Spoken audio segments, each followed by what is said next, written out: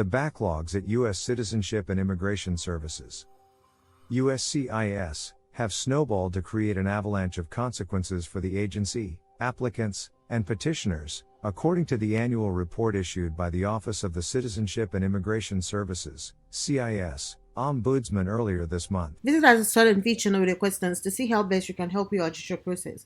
Please don't forget to subscribe if you're new to the channel. Now, let's get into the video.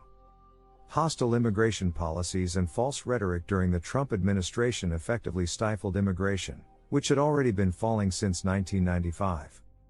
Republican attorneys general have been relentless in trying to block President Biden from allowing immigrants to remain in the U.S., but the country needs more immigrants to ease its labor shortage, slow wage inflation, increase economic growth, and create more jobs. In 2019, even before the pandemic hit, aggressive enforcement brought immigration from Mexico to a halt. The result was zero growth in working-age immigrants, down from an average of 660,000 in the preceding years. Hostile immigration policies and false rhetoric during the Trump administration effectively stifled immigration, which had already been falling since 1995. In 2019, even before the pandemic hit, aggressive enforcement brought immigration from Mexico to a halt. The result was zero growth in working-age immigrants, down from an average of 660,000 in the preceding years. The Trump administration took over 400 executive actions to reduce immigration.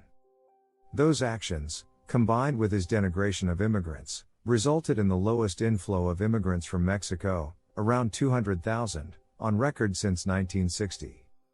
In the previous decade, about 1 million immigrants a year came to the U.S. Under Trump's presidency, that number dropped to around 250,000. By the end of 2021, the net immigration to the U.S. hit its lowest level in decades. Immigrants respond more aggressively to labor demand than low-skilled native-born Americans, so immigration helps ease labor shortages.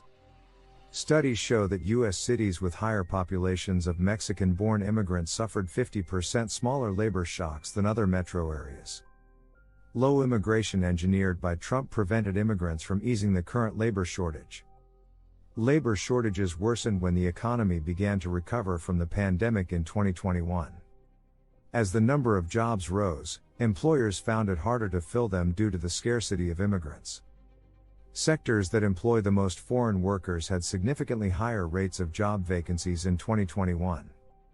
Despite rising wages, the number of unfilled jobs in the U.S. remains high. Overall, employers advertised 11.4 million jobs at the end of April 2022, or nearly 2 job openings for every unemployed person, the second highest level in 20 years. But by the end of 2021, there were about 2 million fewer working-age immigrants in the U.S. to fill those openings. About 1 million of them would have been college-educated and could have taken high-skilled jobs that stimulate innovation, boost productivity and grow the economy. High-skilled jobs also have a multiplier effect, generating up to 2.5 additional jobs in their local economies for each employed high-skilled worker. Immigrants are also 3 times more likely than U.S.-born workers to start their own businesses.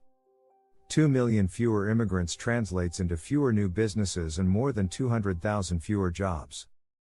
In recent decades, immigrants have been responsible for most of the U.S. population growth, which is necessary to keep Medicare and Social Security solvent. Cutting immigration has tangible health consequences for seniors. Immigrants supply a large share of the growing demand for healthcare workers for the elderly. 1 in 5 nurses and 1 in 4 health aides is an immigrant. Think of where we would have been without them when COVID-19 overran our hospitals. Recent research shows that a 10% increase in the foreign-born labor force reduces the number of falls among nursing home residents by 35%. Immigrants pay their fair share of taxes, and then some. They send more money to the government than they receive in benefits and pay about 15.4% of total government tax revenues, while they represent only 14.8% of all U.S. households. Democrats have lost the messaging wars to Republicans on nearly every issue. But given the many benefits of accepting more immigrants, one still wonders why they're losing the messaging war on immigration. Framing a compelling immigration policy and clear and convincing messaging about its benefits could enable Democrats to seize the issue from Republicans, and convince voters that more immigration, not less, is in their best interest. I hope you guys found this video extremely helpful. If you know anybody that could benefit from this information, definitely make sure to share this video with them. We are all about empowering you with knowledge. So the more people that can benefit from this video, the more people we want watching this video. If you like this video, please make sure to hit that thumbs icon. Thanks for watching. And don't forget to subscribe and hit on the notification bell for more immigration updates. Bye!